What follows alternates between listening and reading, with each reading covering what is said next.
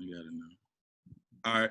I got my boy on, Winsome Frazier. When we was, I think in college, even overseas a little bit, we got to, like in the summer, we got to work out through in Starkville, because you went to Mississippi State, obviously, and I'm from Starkville, so we got to work out a lot at Starkville High, working out with Coach Carter and stuff in the summer. So, I appreciate you coming on.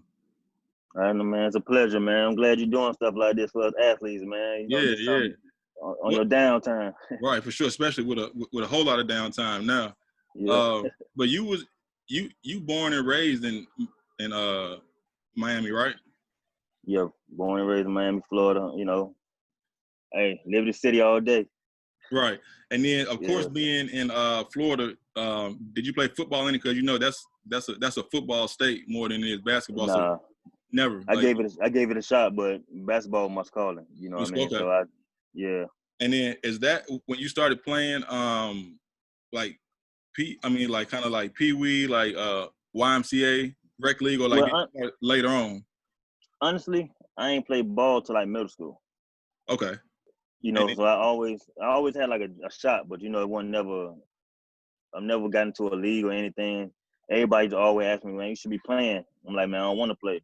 Because I'm type of person, man, Miami, the heat get real hot. So I'm like, middle school, that's all you is outside. Right. So I ain't started playing till like doing my middle school. Then when I got into it more, then I started going to little AAUs, little teams around here and there in Miami. Because in Miami, we don't have big AAU teams back then. Right. Growing up.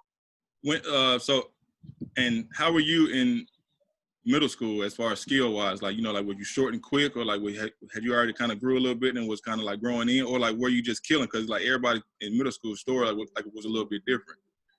Well, I used to always go to Georgia, and my granddad, before he died, I used to always go to Georgia all the time and work out. I came back, I was 6 feet something. Right. You know what I mean? Because I was real short. My brother, in the summertime, like you went on the time. Okay. So when I got my little growth spurt during that time frame, then I often made that transition to go to high school. That's when I got my growth spurt during that time frame. And I always can shoot. I always can run. I've always been fast. Right. So when I got that growth spurt, it just made it even better. So, as time go on, I started developing skills, got with the right coaches and teams and everything like that. So, and it just got developed. Okay. So, from middle school to high school, what was that transition like? That did you come in, and then what high school did you go to, and then how was that transition? From middle school to high school, and did you come in just playing right off the bat? Well, coming from middle school is totally different. Right. Going to high school, it's all over, and you starting off fresh again. So it's like you're a rookie, so you got to go against the sophomore, the seniors. So right. But and making that transition, I went to Miami Senior High. Miami Senior, okay. I was there with Udonis Haslem, Stephen Blake, Marcus Barnes. My brother played there also. Right. We had Andre Johnson. That school's got like a heavy tradition. It's the athletes, guys in the league, guys in college. So so that was a pretty. If you know like basketball and know that school in Miami, especially, that's kind of a basketball factory. Yeah, that's the dominant school. That's the dominant school. Everybody want to go to Miami Senior High. Stingrays. I'm still a Stingray, even though I still graduated from Miami Northwestern. My last 2 years, but making the transition. I didn't play. People didn't know I didn't play Boston. I went because they had a top team. You got, to me, I looked at them guys like 10 All-Americans on one team. Right. So that dominant. When Udonis was there, y'all played together, you and UD?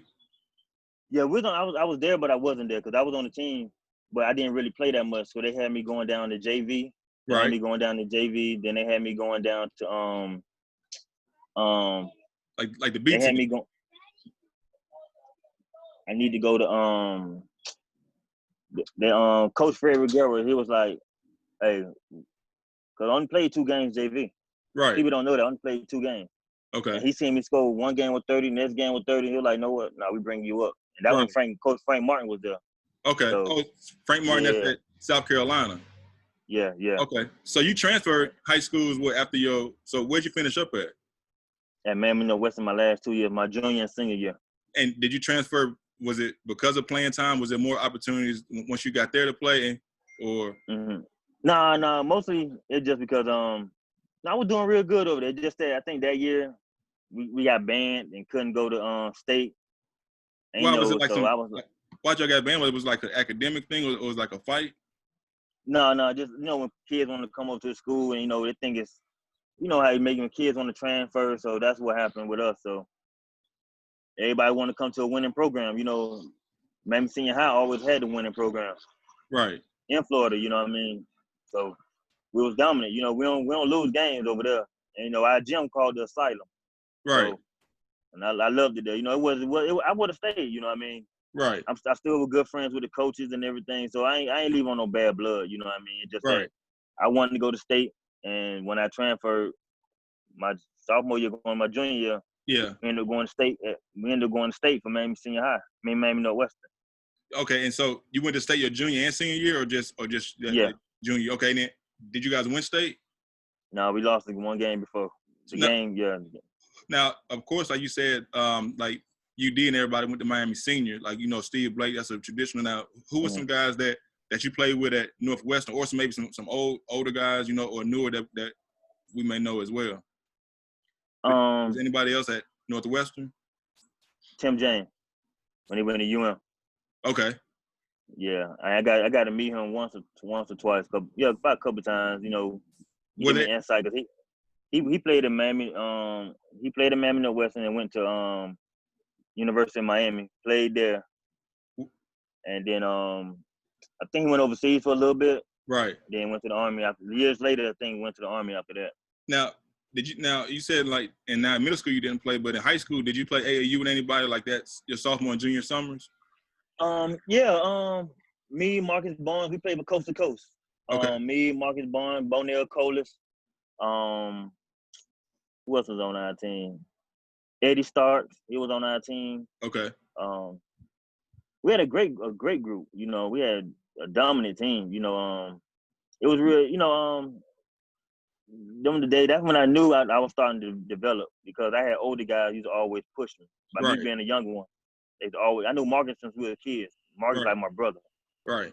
Grew up together. Him and his brothers we always went at each other. Right. So you develop right there with that bond right there. That's family. Right. And then being down there in that area, who were some other guys? And I know it's a lot of talent down there. Who were some other guys when you was in high school that you played just against from other schools in that area? Because you came out 2000 or 2001? 2001. Okay. Who were some other guys that was maybe like the player of the year of the state? Maybe you didn't play against, but who were some guys that graduated in your senior class coming out of Florida in 01? Only one I can say I used to play besides Marcus Barnes during that era, I can say Jamel Davila, the Davila brothers. They was good coming out, but I don't think I don't know what school they went to, but one of the other guys I know from I think he's from Orlando Gainesville, Orion Green. Orion Green, he went to Florida. Yes, yeah. So me and him was going to Florida. I met him during I always went every year. I used to go to Florida on the Florida camp with Billy Donovan. Like the team camp or the individual camp? It was like team and individual. I always go to both like with what him. Yeah, Mississippi State does. Same way, kind of. Yeah. Yeah. So I kept going there. And that's how I met. And that's how I met Orion. Orion Green. Now, do you remember 01 who was like player of the year in Florida? No, I remember that. I think he got it. I think did Orion get player of the year in Florida? I know Amari got it because he was in my class in 2002. Yeah, I think if I'm mistaken, I think probably Orion did get it. I know he missed the basketball. Right. Okay. Yeah. So he kind of He got it. Okay. So when did you start getting recruited? Because of course you went to Mississippi State. So when in high school, I guess, did it click? And you started doing your thing. Was it your senior year? And then how did your recruiting process come about? Honestly, I was getting recruited.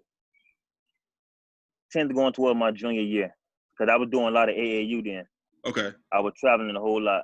Okay. But then that when I started, like, how you been to the Peach Jam. So you already know the Peach Jam. That's the biggest one out there in Georgia. Right.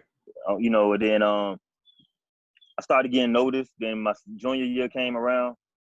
I kept going to the camps. Every year we kept going to Peach Jam. And I think I did a Nike All-American camp. I was there with Tyson Chandler. Yeah. DeJuan Wagner. That was 2001, yeah.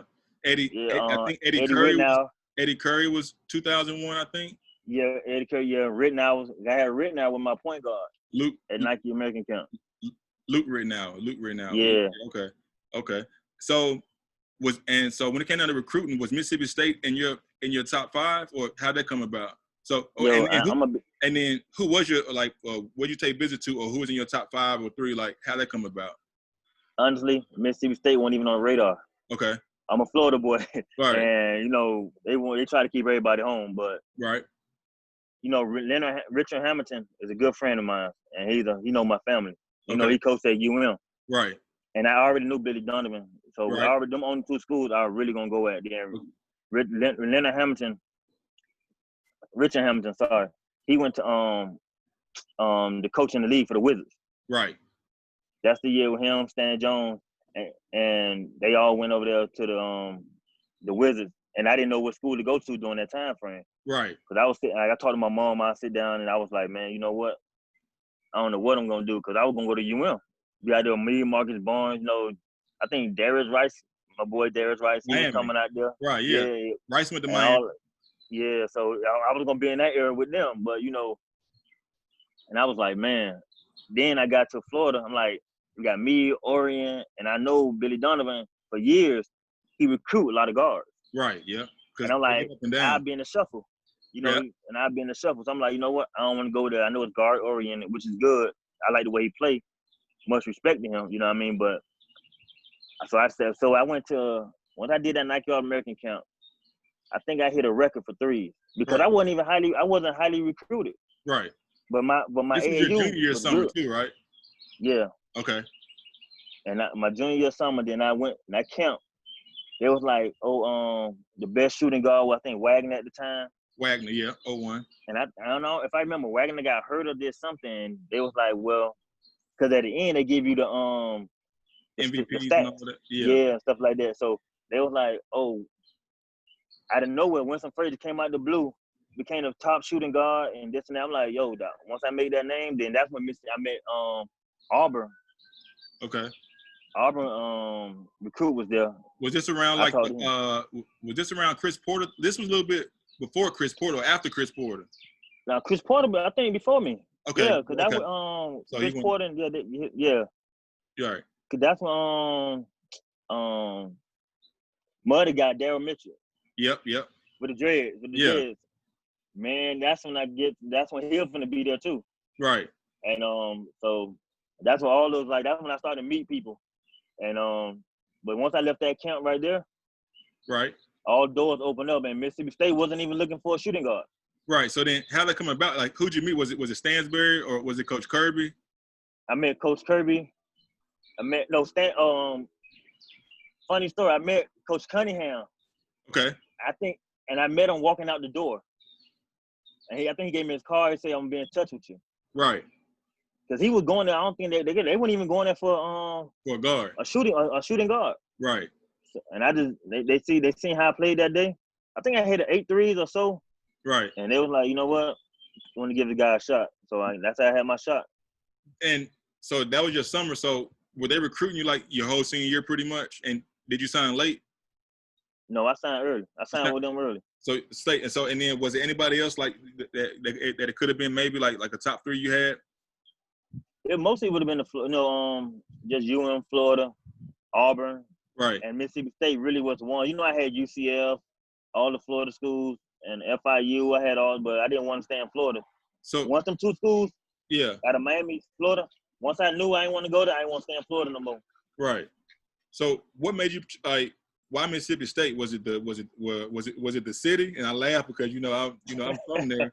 So why Mississippi State? Was it Coach Stansbury? Was it just like the players? Like, why Mississippi State? Honestly, it felt like family. You know what I mean? You know how you can always go somewhere and be like, oh, we're gonna do this, we're gonna do that. You ain't gonna, you know what I mean? You've been there. But when I got to talk to them and start just sitting down and talking, they came to Miami and they sat down. My mom, Coach Kirby, Coach Cunningham, Coach Stansbury, they all came down. Right. I had to give them a little warning because we're in Miami. Right. They never been. So right. And And I knew from right there, where I was gonna go at. After I did my college visit, after they came, I did a visit. I seen the campus. I was like, it didn't matter to me about it was a country town, Yeah.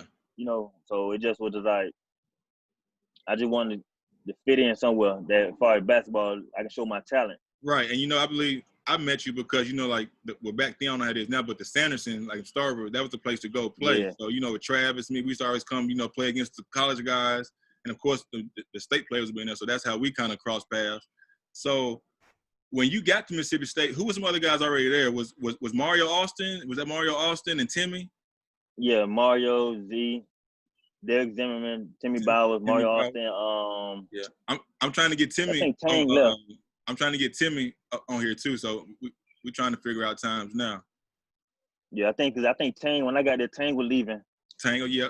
I think Tang was leaving when he already left. Okay. Who else was there? Ontario Harper was there. We played. Me and Mark. I'm trying to think. Like my junior year, we played y'all, right? We played each other at where was we at? That was down at the Coliseum. Yeah. I think y'all had Charles Rhodes was still there. I think Dietrich was still there. Yeah. That team. It was younger, yeah. Yeah. It was younger then, okay. Yeah. And I know we're getting kind of ahead, but okay. Now, what was that transition like coming from high school, and of course, like SEC being like a Power 5 school? So, what was that transition like? Come from high school to college, and when do you felt like that? You felt like that you belong, because everybody kind of struggles with that coming into that college. Struggling, trying to figure out where you are and just learn the game and coming in as a freshman. Well, I ain't gonna lie, man. It was hard. Right. Because, you're going from being the man on your high school, then you go in here, you know what? You got 10 more, 15 more guys the same way. You know what I mean? So, but making that transition, you like, man, new city, new state. Right. You gotta do everything on your own now. Your mom and dad ain't there. You gotta depend on your own. You know what I mean? So that's mostly what the transition for me. Basketball come natural. It's just that transition right there, being on your own. You ain't got nobody tell you to come home, this and that. You got to be mindful and just. You got to manage the time. Stuff like that, yeah. As well, yeah. Study hard. But then making the transition, we had like you said, we go to Sanderson. That's how we used to always shoot around or whatever. But when you got your schedule starting to happen in the summer and your classes start, you're not used to that because you got the summer happening, then you got the summer classes, then you got summer workouts. You got to get up 6 o'clock in the morning, be to class at 8. And then you got study hall, so you had to have time management. Right. Now, when you was there all 4 years. Was the team, I think, and I don't know what year, maybe your junior, senior year, the year that y'all played Duke, was that y'all? Do you think that was your best team when you was there? Like as far as talent, like the year that y'all played Duke. Well, I can say this: all 4 years, I think we had the best team. Okay.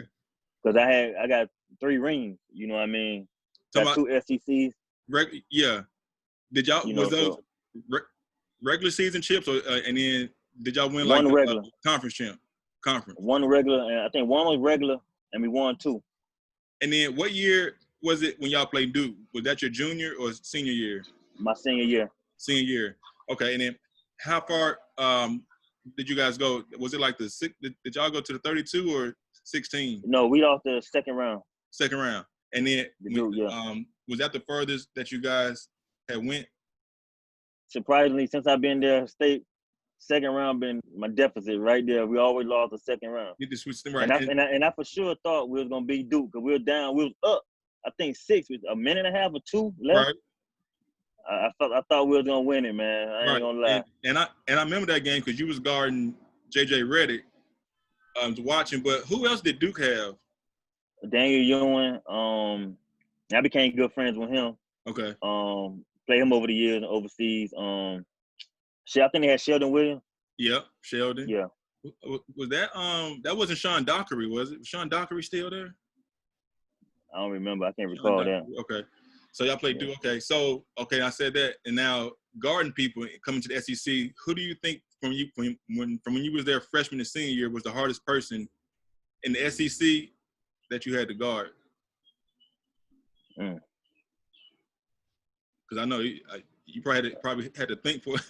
Yeah, I got to really think about it. Right. Well, I forgot the guy name. And you can ask Ronell Taylor. They had a point guard. I forgot his name. Where at UAB? Yeah. Squeaky? He's short. With dreads? No, he had no dreads then. Okay. He was a point guard. He's stocky. I think okay. Not Jamal. But, because Jamal went to state, but Jamal is from Montgomery though. I'm thinking about Jamal. I know he was a short. He was a little short guy. You know, I'm tall and he was short. And Delaney? I think he had one. Nah, Delaney? I think it was. I think he's short. I think that probably was him, if I remember. He was a short guard. They had a dude in Delaney in that. I remember the dude named Squeaky Johnson. He had dreads, but that was that point guard. But I was saying, but like, and of course, you know, you played in the SEC. Who were some of, I know, like in those years, who were some of the guys that you know that came out, or top guys, you know, that names that we may know that came out like around the time you was there? Because there was a couple guys I know that got drafted. I want to say like, was that like Ronnie Brewer? Was maybe somebody that you Brewer was at Florida. I mean at Arkansas. Ronnie Brewer. Brewer, yeah. He was at Arkansas. What's the other guy? So y'all played against was Florida? Is that when Florida won back to back when you was there? When Florida won with like Noah, Brewer, and Horford? I think they won it. Was it that year or they won it after? Okay, so because I know Florida won. Yeah, they did back to back. Right. Okay, so I was just trying to think of some other top guys that you played against. You know. What's the point? Just the point guard. For Florida at that time. Light skinned dude. Oh man, he was a point guard. I can't think of his name. Roberson. Yeah. Andre. Yeah. Andre. Yeah. He was nice. Yeah, Roberson. Yeah, he probably had to be the coldest one I ever had to guard because he can flat out score. Right. And then Roberson. Did y'all what was that rivalry like with Ole Miss? Because I know, you know, that's like a big in-state challenge. You know, your 4 years there, did you guys beat them every year? Yeah, we beat them. I think we did beat them every year. That right there was a classic, man. That right there. If you wasn't ready for that game, right? Yeah. You ain't need to be on that court. Right. And I tell everybody that because you know we had to come to our home. We know we always had to defend the hump. Right. We always had to defend the hump. But then when we go to their place, I think that year we beat them. If I'm not mistaken, we beat them at their place, and I think I broke my foot that year. Okay, because you know, especially like even if you lost every SEC game, but you beat Ole Miss, like it's kind of like a rite of passage. Yeah, you guys beat Ole Miss. Okay, so you finished up at State. You had a great career there. Finished up all 4 years. Now, what was it like transitioning in the pro? You know, coming from State there. Like, did you have any pre-draft workouts? Did you go to like Portsmouth? How was that transition after you graduated, you know, and was getting ready to turn pro?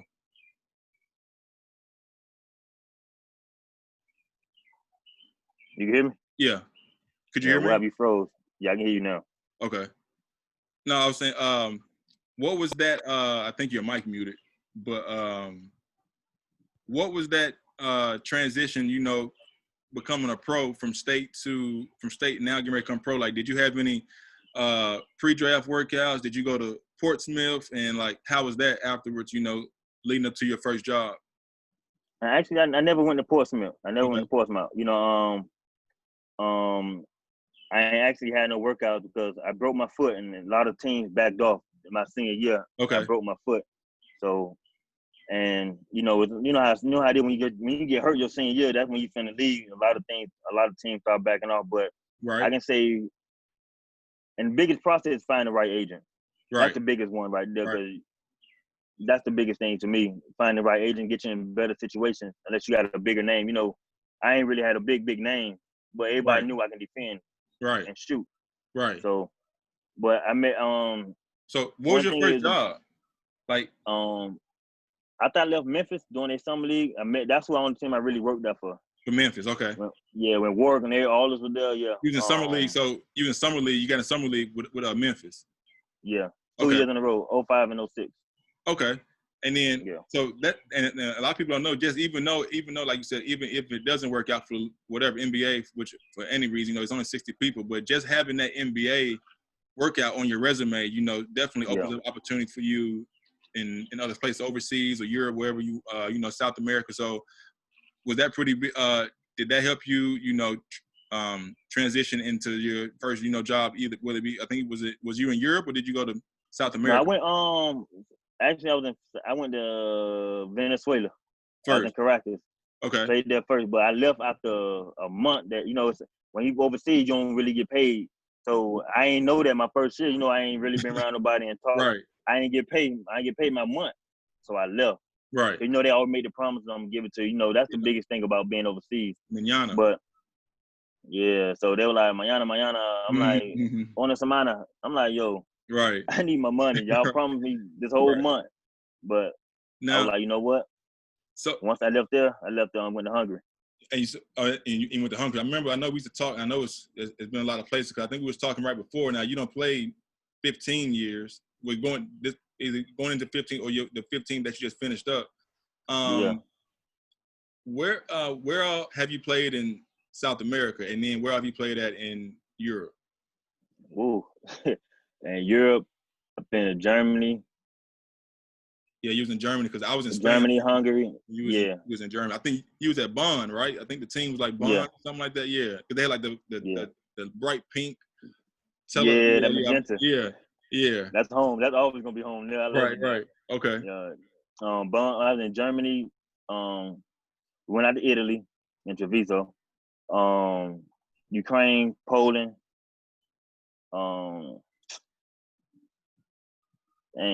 Chile, not Chile. Cyprus, Greece, and I did like 2 years and so in Hungary, and went back to I went back to Ukraine. Yeah, I had 2 years. I went back to Ukraine. Okay, was you in the Ukraine around the time? Because I know Patrick Beverly was in the Ukraine. Did you play against him? No. That was like different times. Yeah. Okay, and then now that was Europe. Now, what about South America? Did Chile, Uruguay, Venezuela, Argentina. Been there Argentina a couple years. Right. Yeah, mostly the same team. Always back over. Now, if you had to do 1-and-1, what was your favorite South American country, and then what was your favorite European country? Sure, that's easy. Argentina and Germany. Germany, all right. And then was it okay? So let's get on Argentina. Was it because of course the country is a nice country, it's beautiful, and then I'm pretty sure in South America a lot of people don't know. I think Argentina is like the top league. That you want to be in South America. So being in a nice country and in basketball, I'm pretty sure that was kind of like a pretty easy decision, I guess, as far as countries that you played in South America. Yeah, it's once you get used to it, after being in the first year, then you sign back again, then you always come back because they know your name. Right. You're always coming back, and I love the country. It's beautiful. The people learn the language. You gotta learn Spanish, so I can pick up on it, but I can't really speak it back. But I can pick up on it, to get by. And I loved it. I can really say that. Who were some guys, like, was there anybody that you played against in that league that we may know, maybe guys that played in college that we watch, guys that play at other schools, because a lot of times once you get overseas, everybody just spread out.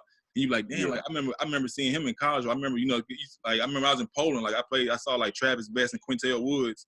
But I never think, like, a lot of people don't know is you get a chance to play against NBA guys, even though that it may be guys that was like the 10th, 11th man or guys coming off the end of the career. But to you, you're like, damn, like I'm playing against somebody that was in the league. So it kind of make you perk up and, play your best. And you're playing against other guys, like, top guys that you see that went to big schools.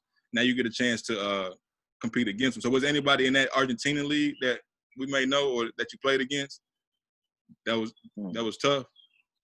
Americans or any guys? Not really too much because mostly back then everybody wanted to go to Europe. Nobody really was in South America. How many Americans in Argentina? Well, you can have about 3. Yeah, about 3. No more than 4, depends. Okay. You can have about 3 or 4, about 3.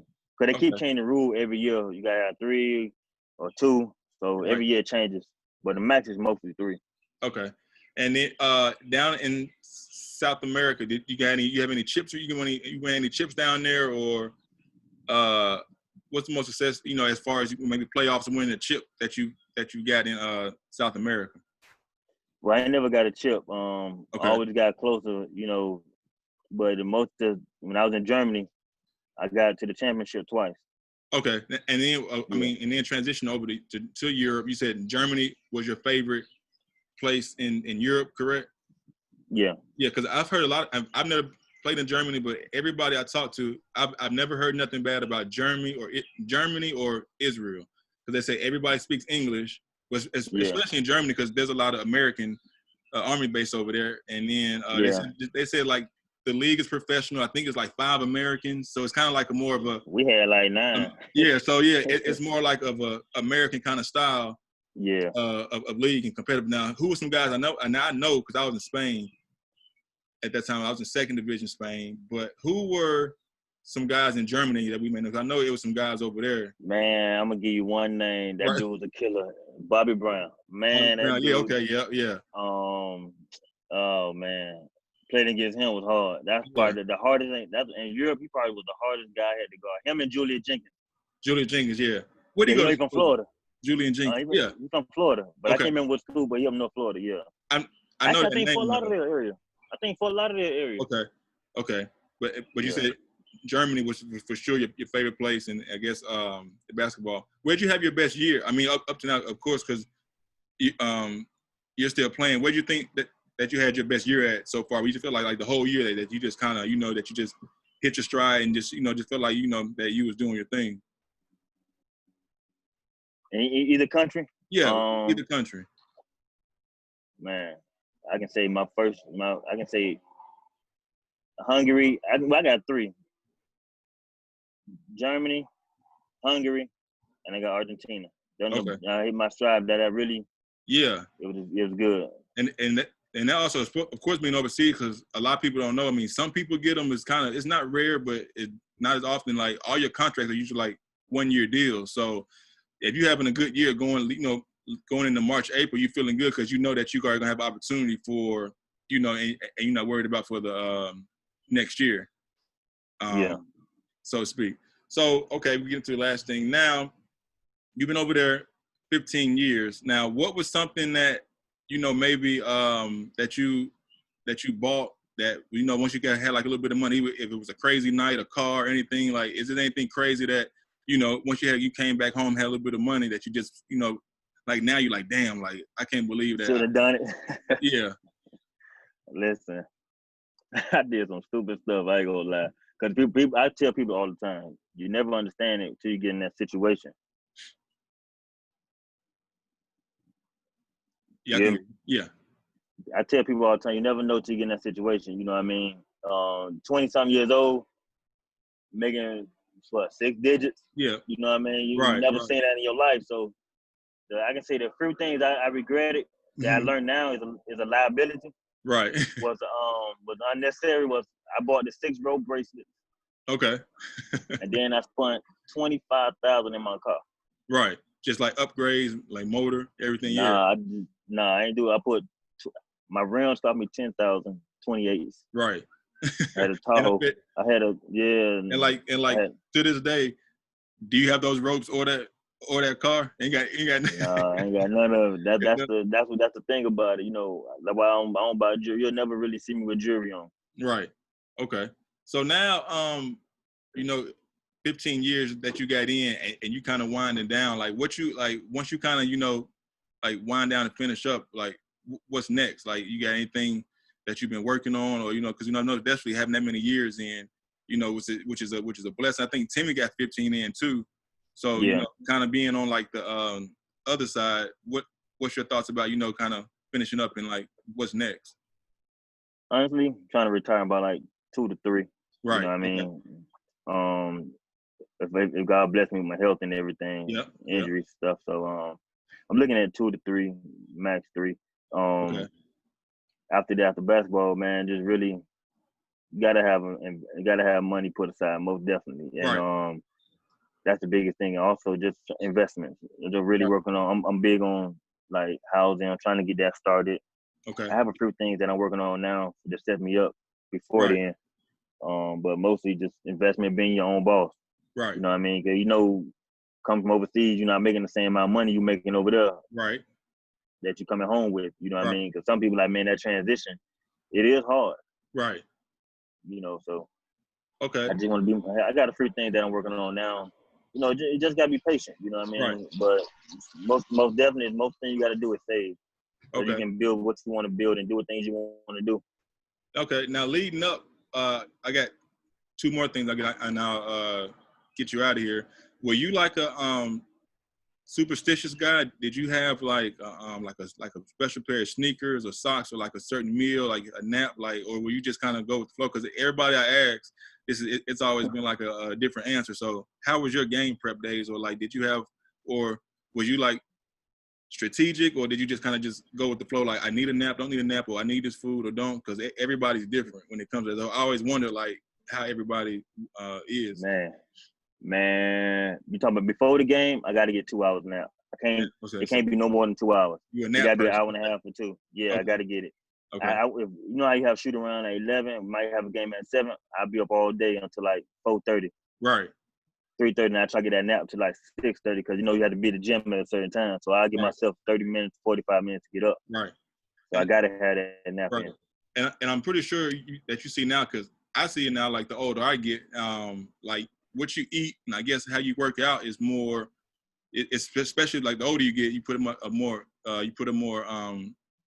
emphasis on that, because I guess it's what you eat and diet. So, but I guess like I always say, like I wish I know what I know now about just eating and working out, whatever, because like we used to eat like Wendy's before the Yeah, and we game, get accustomed to it. yeah, like we used to eat Wendy's, but like now you eat fruit, water, vegetables. So especially playing 15 years, I'm pretty sure you had to kind of transition, and start taking care of your body a little bit more than compared to when you was like 25, when you was in college and you just burn that stuff right off.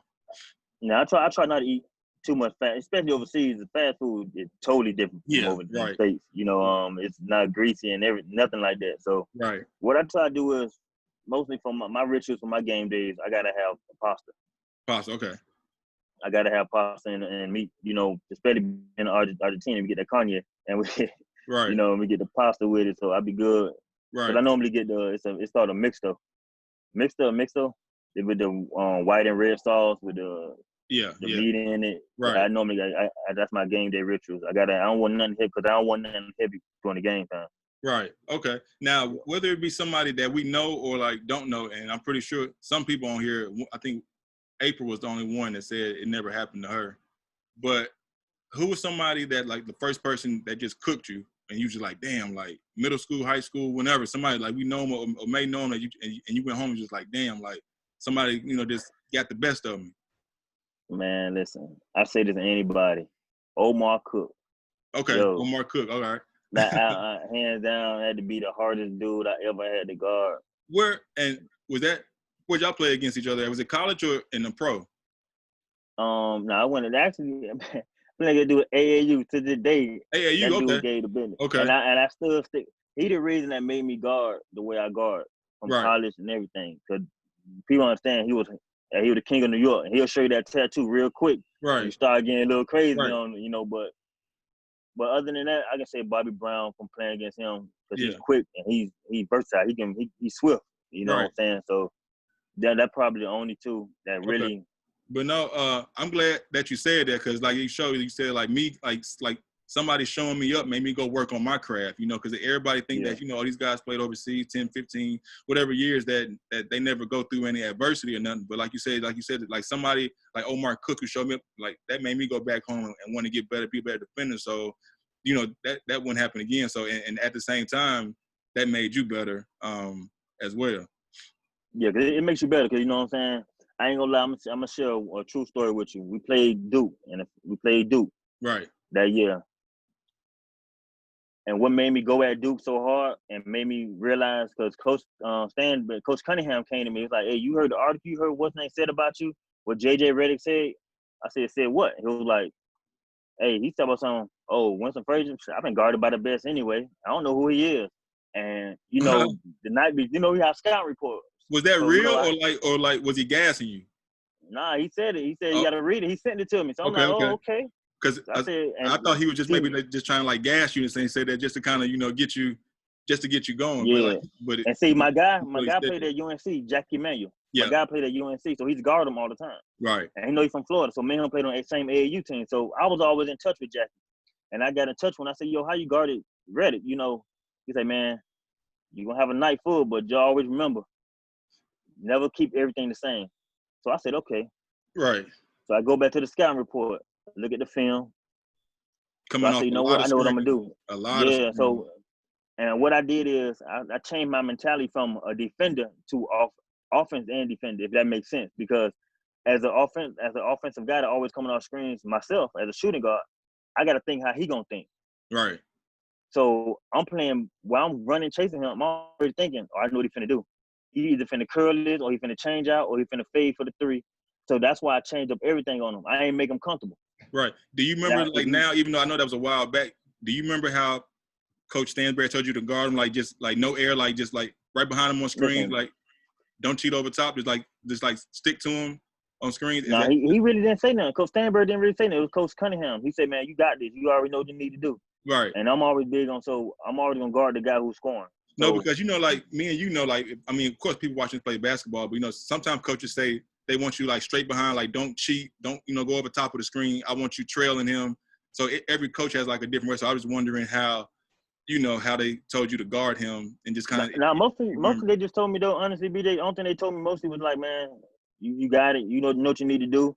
We ain't going to put too much pressure because we want you out there focused. Because, you know, you can put a lot on a person. Oh, you got to go ahead and do this. Yeah, but you know they got their freedom. Right. Yeah, so what I did, I just kept switching up on his threes, his fades. I ain't want him to get no looks. Right. You know, I always want to play hard. Because, you know, SEC, we play hard defensively. Yeah. And again, after I played hard that game, I kid you not, two people came to me after the game. Coach K and Daniel Ewing. Coach K came to me and was like, yo, I ain't never in my life seen somebody guard J.J. Redick the way you did. Right. And that stuck with me. That's pretty good. The way I am now. Yeah. That stuck. You know, people understand that's coming from a legend. So, you know, I'm like, yo. Yeah. So how many I really, that right there. How many did he have? J.J. Redick had that game. On me, he only had probably less than 5 points. Okay. That's how I working real hard. Right. And like I said, I guess just playing against those top schools, like that already built something up in you, you know, because like I'm playing against Duke, so, you know, I'm pretty sure Duke, like, they're going to get your best shot. Even if you're the worst team in the league, whatever, they always going to get everybody at 100% because it's Duke. Yeah. Okay. Yeah, because he ended up with like 15 or 17 points that game, too. Right. Which was good because I think that year, if I ain't mistaken, that was the year him and Adam Morrison was like going back and forth for like the number, like the top scorer in the country. I remember that was like a big thing between him and Adam Morrison back in the day. Yeah, I just wanted to make sure this man don't get off on me. That's the only thing I was worrying about. Everybody watching. Everybody watching. I don't mind the big stage. You know, I don't mind the big stage. Right. I take it to heart when you say I don't care. I don't know who he is. I've been guarded by the best. So, you know, and then when Daniel Ewing say, man, I ain't never seen that. Boy, he said, man, you fast. Yeah, man. And that's something that you still remember, like you said, to this day, especially like Coach K saying something like that. You know, you go to Mississippi State, you never know that, you know, that you get an opportunity to play Duke, and then Coach K, you meet Coach K. So that's the one thing about, you said, basketball, everybody's journey is different. So that's kind of the reason why I'm doing this as well. But, you know, bro, we go back to, you know, working out, getting ready to go overseas or getting ready for our college season. So, you know, I definitely appreciate having you on and giving me a little bit of your time. Oh, most definitely, brother. Anytime, man. Anytime. Yeah, man. Hey, everybody can shoot. Right. Everybody don't want to play defense. Right. Yep. Yeah. So I always tell anybody coming up, try to separate yourself. Work harder. Right. If you can play defense, why Patrick Beverly the best. Yeah, like even like if you can't score, but you can play defense. I don't care, high school, college. Like you're gonna find a way on the floor because a coach needs somebody, you know, to play defense. So if you can do that, like you can definitely find some minutes for sure and not worry about scoring, so to speak. You know, because definitely this day and age, of course, everybody wants to score, but you got to stop somebody too. So definitely, like you said, if you want to separate yourself, then definitely take pride in your defense as well. Yeah. Okay. All right, bro. Well, you said I got your number and everything, so I'm gonna be talking to you. All right, man. Holler at me, man. You know where I'm at. Okay. You need to come back down here again. Oh yeah, you already know.